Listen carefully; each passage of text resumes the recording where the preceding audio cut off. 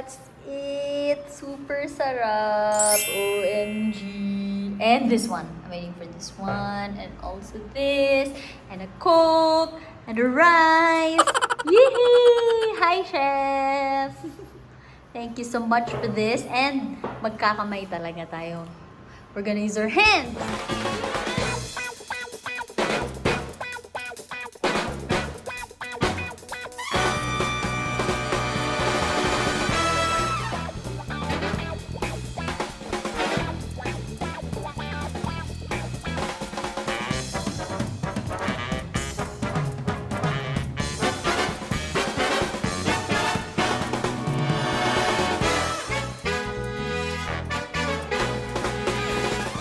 Bilis.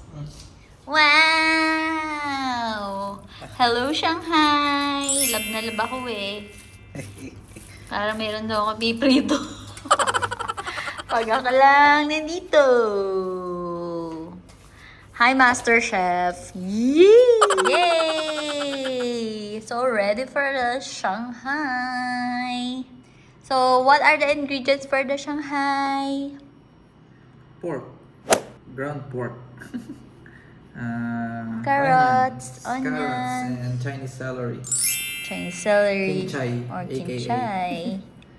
Okay, Then, now we're gonna wrap it using the wrapper. Hindi tayo sanay dito sa wrapper nila. I hope it's okay lah. Okay na. Trial, trial, trial. See? He cooks better than me. Okay lang. Okay ra. Wrap. Okay lang yung texture ng pabalat. Ganda nga eh. Ooh. Better than palengke.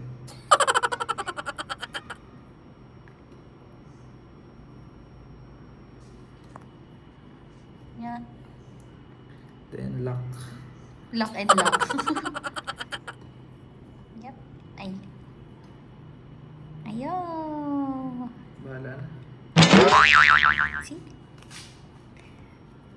First batch. Yay! Dami na. Tulong ako. No. No. Okay, no. So, para hindi naman niya sabihin, wala akong silbi sa mga earth. Ganon.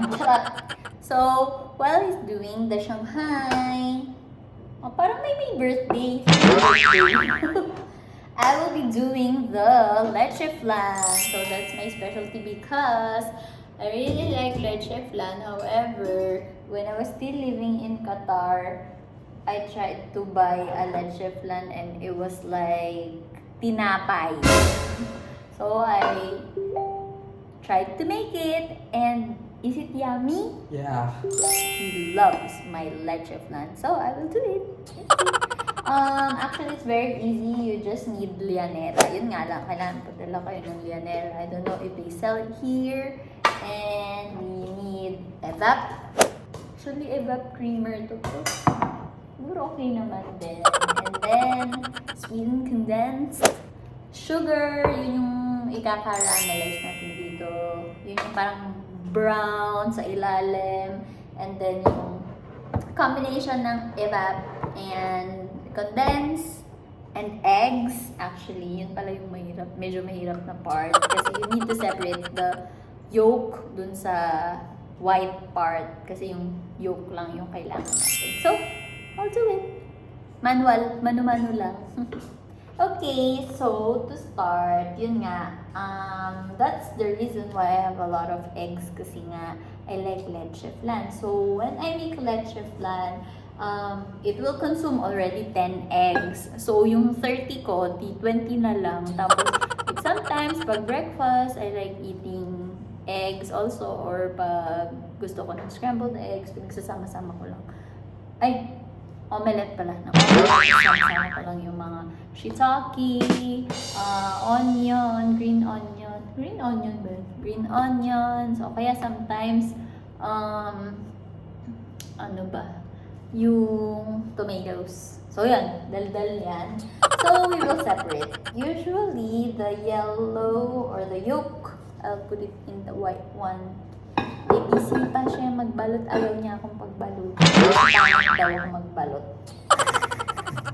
So, some people, they use bottle of water or meron sila nung pang extract ng yellow. But I do it manually. So, I do it like this. Yan. So, lalagay mo lang siya sa isang side, then you let it, ganyan. Tapos, transfer mo siya dito sa kabilang side naman para matanggal yung white. So, ganun lang yung process mo. For 10 eggs, imagine. Then, pagkasasamahin mo lang din dyan eventually yung condensed and yung evap and voila! Siguro papakita ko din sa iyo kasi hindi ko sure kung may nagbebenta ba dito ng leche flan pero wala akong nakita. But anyway, I make my own. But this is a warning. Super nakakataba yung leche flan. Ano siya magata. So, ayan na. Yung 2, 3, 4, 5, 6, 7, 8, 9, 10 eggs. So, pagsasamahin na natin yung condensed and evap and syempre dahil tapos na din siya sa Shanghai. He's gonna proceed with what are you doing? Pusit! Yeah! Seafood! Wow! So ganun pala yun. Okay, so since he's already finished with the Shanghai, prito-prito na naman yung later. Backbone. Wala na siyang masabi. Backbone. Wow, he's the best adobo pusit maker. Promise. My request. He makes it better than dampa. Like, promise, promise, promise. Diba, Bibi? I claim it. Woo! I already opened the condensed milk. Actually, first time ko parang kakaiba yung tsura ng condensed nila dito. Brown, but as long as it says condensed and carnation naman siya, so I think it's okay. Yan! Woo! This is my favorite dessert. Then next is kuchinta. I have to learn how to make kuchinta, but maybe next time. Kasi yung ibang kuchinta din yung sarap eh. Only Ate Eva knows how to make nice kuchinta. Because it's also one of their business. They're making puto and kuchinta in the Philippines. So yeah, you have to mix it thoroughly. Actually, the best one, if you have a sifter, then you'll be able to remove the, like, ano ba tawag doon? Mga buo-buo. But wasn't able to get a sifter, so it's okay rin naman. You just have to mix it thoroughly. Then, after mixing the yolk, the condensed, actually there's no order. You can do it whatever you like, but this is how I want to do it so that I can, make sure that I can evenly distributed and halong-halong-halo sa mabuto. So it's actually pretty easy to make. If you have a big steamer, then you can make like 6 leche flans at a time, and then I think like this much can make 6 lianera. However, I don't have big one. So, ano lang, medyo matatagalan tayo kasi kung ilan lang yung kasya mo sa steamer. So yeah, I just put it here. Yung sugar. Sa lianera. Yung lianera. The oval shape na lalagyan. So, how will you know if it's okay? Depende kung gusto niyo yung marami na parang mapait. Then, dun sa pinapainitan na. Okay, so I have only 3 lianera. So, this one it's a little bit darker, so medyo mas mapait yan. This one, di masyado. So, I mixed it all. Ito, medyo mas madami siya. So, depende kung how you want it to taste like. So, 3 coming. Now, he's naman doing the, shrimp. Woo! Master Chef is here. So happy. So, yun, nagma-master chef na naman siya dun mag-isa. Master chef. So, while he's doing the pusit or sotong, then I am going to do this leche flan. So, as you saw, I already did the sugar. Ayan na siya. Eee! So, I chose the dark one kasi gusto ko yung medyo may mapait-pait. Then, if you have a sifter, as I mentioned earlier, it's gonna be nice because maalis yung mga particles like chunks. But if you don't have it, it's also okay. So, all you need to do is just fill it up. Diba? Then, after filling it up, you just need to cover it with... Ay, sorry. Ano ba? Okay. I have to do it correctly. You just have to cover it with the aluminum foil, and that's it. You just need to steam it for 30-35 minutes. I do 35. And then you can check with a toothpick if it's perfectly done inside. And that's it. There we have it. Tatakpan ko na lang siya, and then we're gonna check on Chef. How is it? Yes! I love it! Katish! Ito kasi, yung pusit, hindi mo na kailangan lagyan ng tubig yan. Kasi, kusa na yung tubig ng Wow! Why we didn't cut it? no need. Hindi yan. Okay. Trust me. I trust. Saan mo na konti yung apoy? There's no apoy. The temperature. So, di ba yung iba? O pagka daw yung pusit na overcook, kukunat. Yes. Hindi yun nangyayari pagka itong mga native na pusit. Ooh. Kaya yan ang masarap gawing adobo kasi sa mga laki. Did you hear that? I didn't know that. So, if you have any questions, just ask him. He cooks it really well. Not chewy. Amazing. So, Siyempre, sa tulong ng Magic Sarap. not sponsored Yahoo! Can't wait! Of course, kahit may alat na yan, kailangan may asin. But remember, maalat yan, ha? Di ba kasi ang lasa ng asin kasi sa mga... Okay. Lasa sa pork. Alright. Ooh, can't wait! OMG! Kaya muna natin yung buko. It's gonna be a seafood feast. So, pakukulo daw. Oh, man. How many toyo? 4 tablespoons. Wow. Buti ka pa, mayroon kang mga measurements. Some people kasi they don't have. Pero huwag mag-over, kasi baka mamaya. Huwag mag-over toyo because you already have me! Toyo, toyo, toyo! Wow! I can't wait. So, hindi siya magiging adobo kung walang... Suka. But the suka you can't Yeah. halo-halo. Is it? Actually, yun naman yung sinusunod natin kasi magkakaroon ng aftertaste.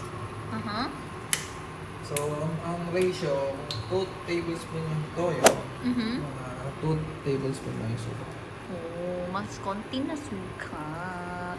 Pero optional yun. Pwede mong damihan ng suka, depende sa panlasang gusto mo. Then you don't touch it when you already put the suka. Kaya mo lang kasama sa kulo. Kulo. Kulo like me. May iba pagka adobong pusit hindi nilalagay ng ginger. Pero mas maganda may ginger kasi. Maybe that's the secret recipe pala. Ginger. Nakakatanggal ng ano kasi yan. Ayan mo lang ako. Wow! So nice! OMG! Ooh, waiting. Rice. Okay, so now we're moving on with the shrimp! OMG! So you just have to remove the sungot, he said. Ooh. Medyo delikado kasi ito. Nakakasugat. I love it! It looks scary big. Prawn. Nice! Prawn pa prawn. Sarap! Seafood galore. Ah, sorry eyes.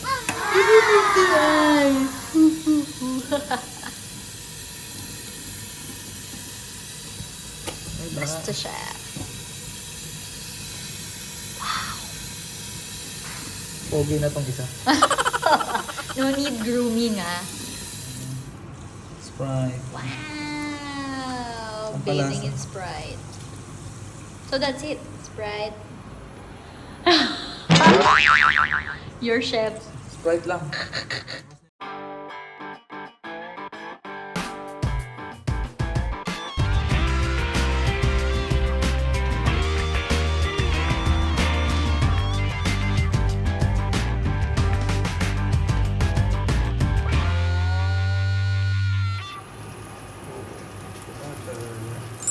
Wow!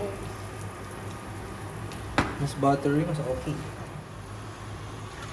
Woo! OMG. How many minutes? 5. 5. Bukas natin ang mari.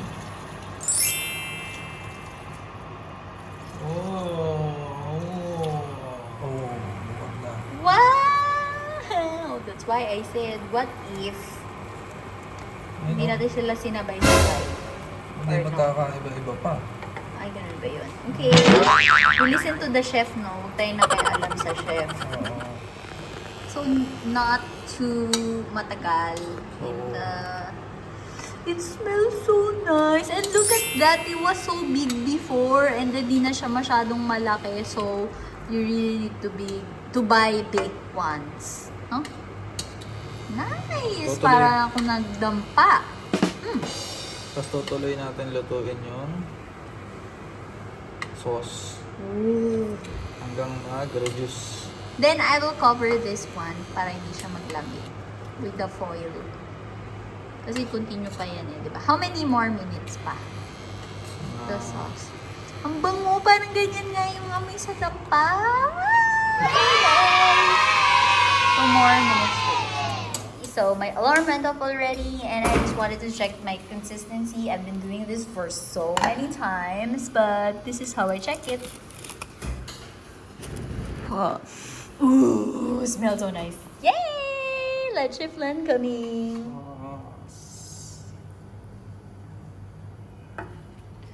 Ooh, ooh. Wow. Wow, sarap. Saucy. OMG! Saucy and garlicky. Ayan yung nakakapagpasarap. Hmm. Feeling ko. Tapos yung takban pa natin ng foil para manuot pa muna yung lasa niya. OMG! So nice talaga. Woo! Wow! Magic! And this is the last one. Our Lumpiang Shanghai. Hello, Shanghai! It was lonely without you. Yay! And so we're ready. Almost. That's it. Super sarap. OMG. And this one. And this one. And also this. And a Coke. And a rice. Yay! Hi, Chef! Thank you so much for this. And magkakamay talaga tayo. We're gonna use our hands and tawagin natin si Ate KZ.